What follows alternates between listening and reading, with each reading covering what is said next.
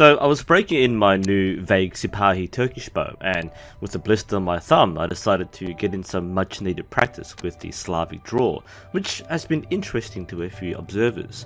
At the end of the day, and with a thunderstorm rolling in, I figured I'd squeeze in a quick experiment to clarify a few points from the opposite Mediterranean draw video. I know not everyone watches the entire video and will skip over to interesting bits, so some of the finer points in my presentation may have been glossed over. I first want to make it clear that I'm not saying that the opposite side of the bow with the Mediterranean draw can't be done or shouldn't be done. A few people seem to have been a little worked up about me doing it wrong or not wanting to experiment with it. I do quite offhandedly demonstrate the technique and get it to work, so I'm not on the negative side. There were a few areas of potential weaknesses with the method that I described, so you may come across these, and perhaps this might explain why it is unfavored, but it doesn't prevent someone from becoming adept at using it. I did try some distance shooting with the longbow the other day with interesting results.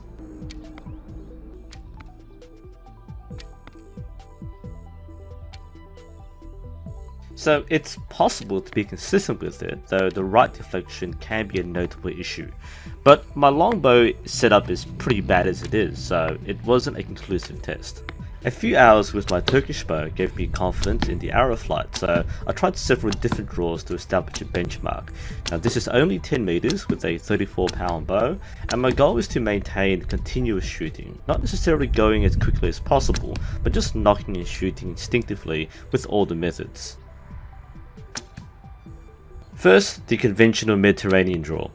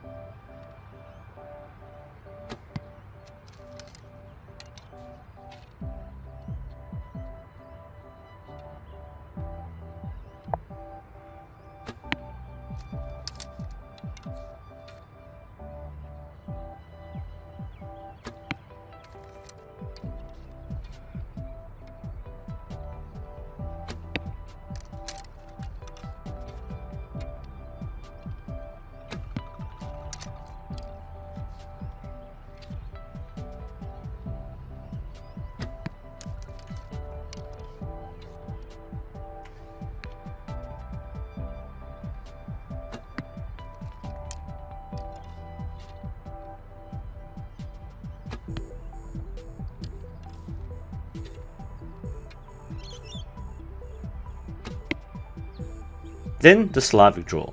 For those who aren't familiar with the Slavic draw, the method has the index finger pressed along the shaft to keep it on the bow, allowing for the finger release with the arrow on the opposite side. There's a bit of finesse required, but it's a fairly natural draw and combines the best of both worlds.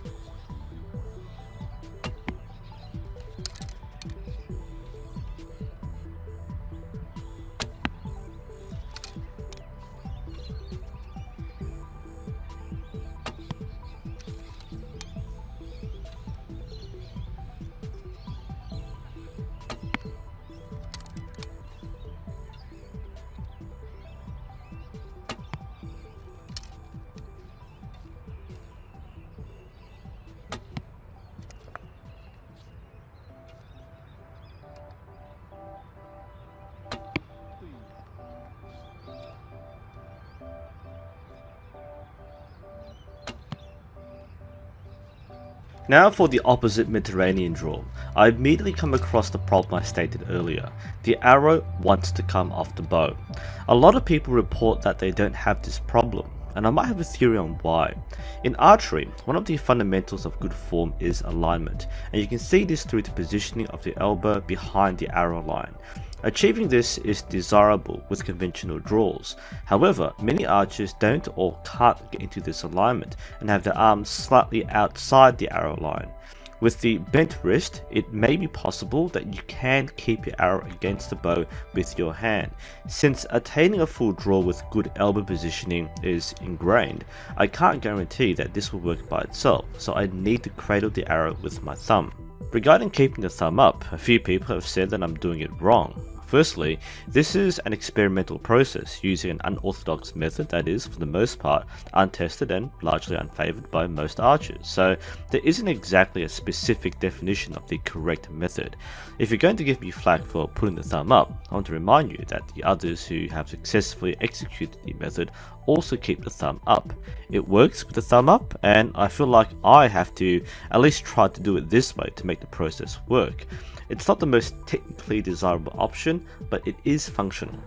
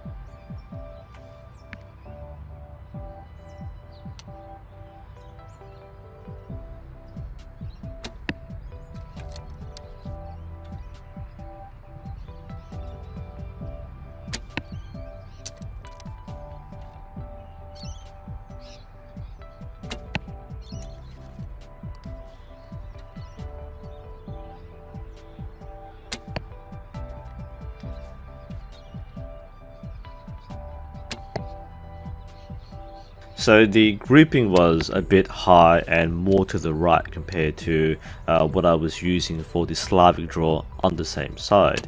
Now, at least the grouping was consistent apart from that one miss with the thumb down, so it shows that at least the way I draw the bow with my alignment and my wrist position, I need to have the thumb up, and it didn't affect it that badly compared to having the thumb down. And this miss, by the way, is why I felt that you need to be cautious and confident in how you execute the technique, otherwise you will have arrows flying way off target. However, it was consistent, and with consistency means you can adjust your point of aim. So after 2 more ends, I did manage to get reasonably well on target at 10 meters. By the way, I only just noticed in editing this video that in my use of the Mediterranean draw, having switched from the Slavic draw, I'm using Hatra, and that actually has a pretty big influence on arrow clearance.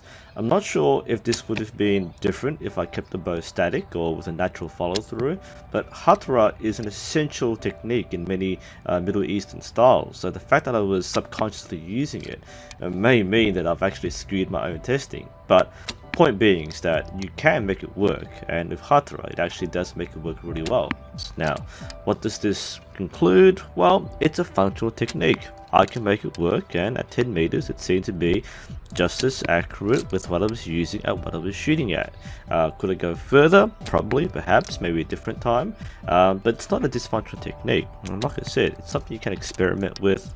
You need to figure out what works for you. I can certainly make it work. Now, would I prefer using this?